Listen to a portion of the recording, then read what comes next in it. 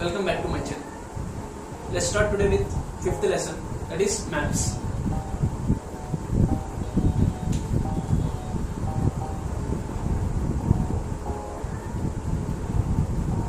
So when you are talking about the maps, what's our main reason in order to go into the maps?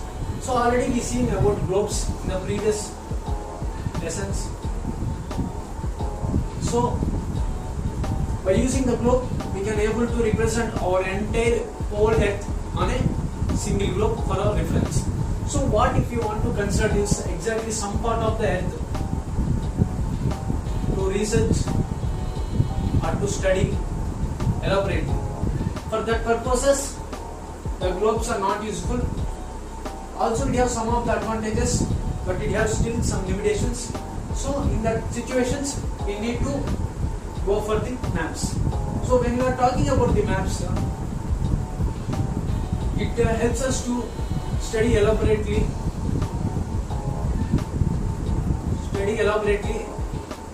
some certain places like states, countries or districts, whatever it may be. So what our main concept in studying maps is that we just representing the curved path, that is globe which is in curve, is a spherical shape representing that curve shaped object into the flattened surface. Flattened surface. This is a curve shaped body representing a flattened surface, gives you a map. So when we are trying to represent that curve shaped body into the maps, it is not exactly combinedly or it is not full-fledgedly converted into the map or into the flattened surface. Why means because let us give a practical example. So consider an old rubber ball. Consider an old rubber ball and mark it on the rubber ball with different colors. And after that, just cut with a knife, and it is cutted that are two sphere shapes, two curved shapes, and you try to bend that curved shapes into the flattened surface. So after blending into the flattened surfaces, you observe that what are the lines we drawn on this rubber ball. This leads to some distortions around the flattened surface. So we cannot represent the whole bodies or whole regions which are present on the globe exactly on the flattened surface, but still maps are used for various purposes, for identifying informations in our day-to-day life. So these are regarding the introduction of the maps. So whenever we are talking about the map, one thing we have to note is that the maps always concentrates and gives information based on the scale. So every map you take is based on the scale only. Maps are designed, and so we are getting the full information for our necessary. So this is the introduction about the maps. The next thing we have to see now is that, so before moving into the types of maps, you have to differentiate one thing, guys, that is how map is differentiated from the sketch and plan. So what is sketch and plan, and how we have to differentiate it from map. So many people are confusing in this area, and they are thinking that map is nothing but it is a sketch or a plan. Actually it is wrong, guys. A sketch is the thing one. Sketch is the one which is based on the memory activity or using spot locations. So basing on this memory activity of ours or spot locations of the surroundings, we are giving the particular way or directions to our neighbors or the people or any strangers when they comes to ask for some address. So let me give a practical example in order to understand you better. So in the childhood days in our school, when we are discussing with our friends, when we want to discuss him and give him the address of our house, what we generally say, first you start from your house start from your house. After that, go straight. After that, one petrol bunk will be there, and after that petrol bunk, take a turn, and there will be a church. And after that, move left. There will be a cinema hall, and after that, take another turn. There will be my house. This is the friend's house. So how these are they are explaining to us means basing on the memory power of us and the spot locations that we are observing daily, which are present in surroundings, we are giving our friend a definite direction or path to reach our house. This is regarding the sketch. But when you are observing in this sketch, there is no particular scale. It is not based on the scale. That means from house to, he said, petrol bunk. But he doesn't say it must be how many kilometers, the distance between the petrol and house, we don't know. Just a rough sketch, just a rough imaginary path that we are giving to our friend for an idea to reach our house. So this is regarding the sketch. That means it is not based on the scale. That's the one point, major important point we have to note regarding the sketch. So next, another thing is we have to differentiate the map from the plan. So when you are talking about the plan, the name itself suggests us that giving an idea to others basing upon some presentation. That is known as the plan. So plan is nothing, guys. Suppose when we are going to construct a new house, a new building, a new school, whatever it may be, generally we discuss with our friends or neighbors or elders for a better construction purpose and for better ideas and for better directions of constructing various rooms or designs. So in a similar way, so that we can represent our small scale area,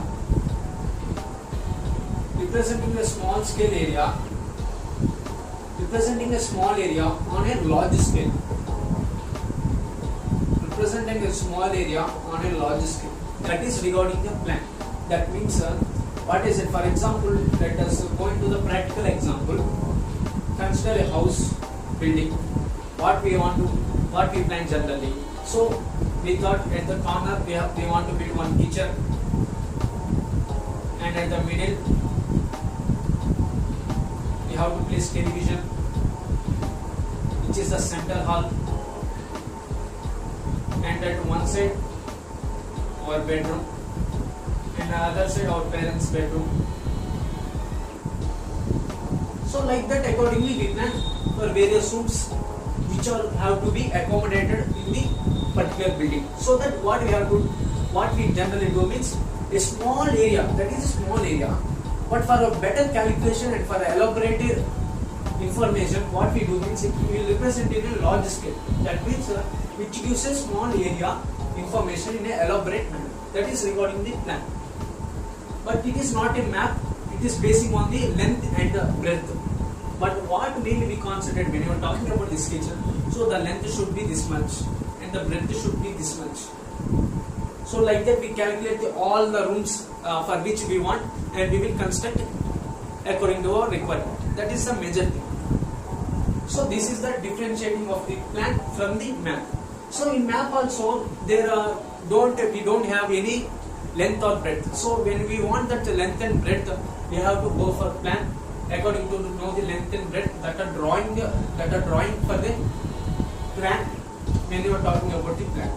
So that this will provide the particular length and breadth for our requirements. So this is the basic difference between the plan, sketch and map. So let's move into the scale. I already said at the starting of this session, the maps are mainly designed, every map is mainly designed on the basis of the scale.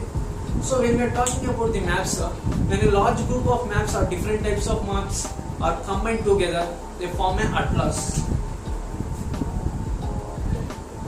Atlas, combination of different maps.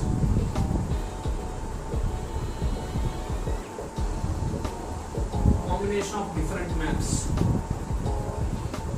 So, combination of different maps means it may be of different sizes, measurements, and whatever it may be, and it features according to it will be varying in measurements, dimensions, or directions. So all these are comes under this area. This is known as atlas. So the next thing we have to see is that we completed the differentiation from the map regarding the sketch and plan. So next thing we have to see scale. So what is scale means? Basing upon the scale only, all the informations will arise. Right. Suppose when you are talking about the scale, what is the scale means actually? It is nothing but it is the ratio of the distance. It is the ratio of distance that exists on the earth, to the distance that we are showing on the map.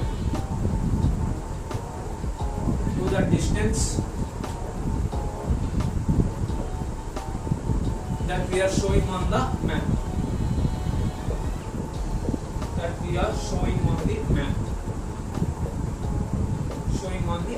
This is the main thing regarding the map. There is a very important point. The scale definition. It is the ratio of the distance that exists on the earth to the distance that we are showing on the map.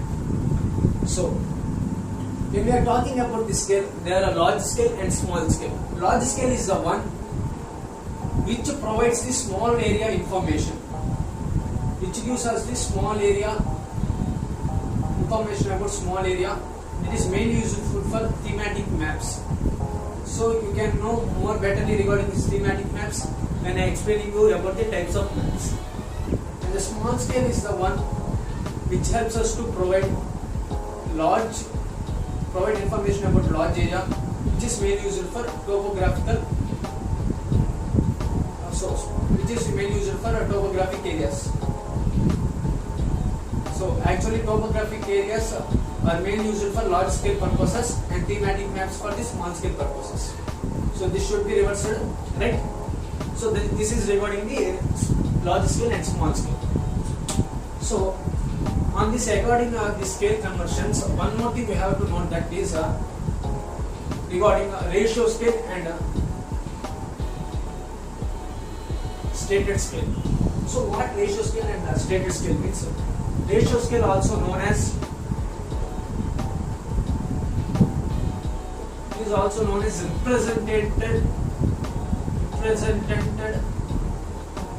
represented fraction. It is also known as represented fraction. That means suppose in ratio scale consider 1:350, and the stated scale also I said one of the type is also known as the lexical or written. It is also known as lexical scale or written scale or stated scale. So what is this main difference between the stated scale and ratio scale means? So there is nothing. These are the simple and basic calculations which are using some basic solving some basic problems regarding the finding the conversions from one scale to another scale in this maps concept, right? So then we are converting from stated scale, which I also said it is also known as written scale or lexical scale. So written scale or lexical scale, that means what? Means we are only, as per our purpose and our requirements, we are giving some of the distances according to the measurements. I already said in maps we are giving the sum of the lengths according to the, when compared to the real life distance that exists on the earth. So here 1:350 kilometers. That means for every 1 centimeter we are giving the 350 kilometers.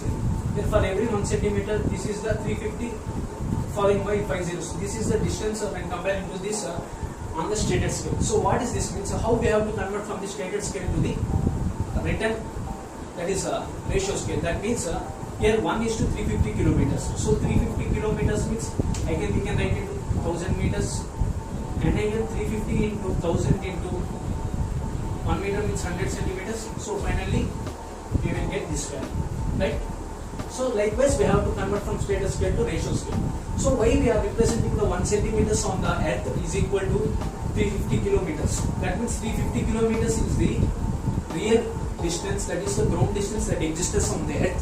So in the graph or the map what we are locating, we are representing it as 1 centimeters. Why means because starting of the session I said we are representing the large, for exactly we are reading the some particular part of that on a small particular part of that we have to going for the maps, so that there may total our globe earth means of many thousand and lakhs of kilometers, so that we cannot directly present on a single sheet of paper, so that we are using this scale. So that only the map mainly based on the scale only, so that according to our purposes we, as it is a lexical or status scale, we are giving the certain values instinctively in order to present the areas and distances between the graphs. So 1 centimeters we are giving as 350 kilometers. So this is regarding the status scale and ratio scale. So how to convert from one scale to another scale means from stated scale to ratio scale. Stated scale to ratio scale we have to convert means we have to multiply, and vice versa from ratio scale to stated scale means we have to divide. Suppose in a problem as I did here 350 kilometers they given here for 1 centimeter, so we have to convert into the ratio scale, so I multiplied here according to the units. In similar way from ratio scale to we have to convert it from the stated scale means we have to divide the units what they give mentioned in the question. So that's it regarding these basic concepts on this introduction session. So in the next session we can move and see regarding the different types of maps and the components of maps, right? Let's move to our GK part as usually.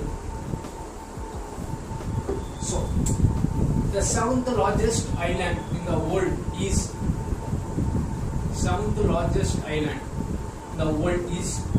Honshu. So the name is something different. So whenever the name is something different means actually it will one thing it may be is in China or it may be in Japan, mainly because their names only something different from our names, right? So Honshu is the seventh largest island present in Japan. Its governing country is Japan, and its area is 2,80,400 kilometers, and it has surrounding seas or Japan Sea and the North Pacific Ocean, and the last one is East China Sea. So what the main feature of this Honshu island is? So it is the most populous island after the Java island in the world. That's it regarding for today, guys. Meet you in the next video. It's truly Teja signing off. Please like, share and subscribe my channel. Have a nice day.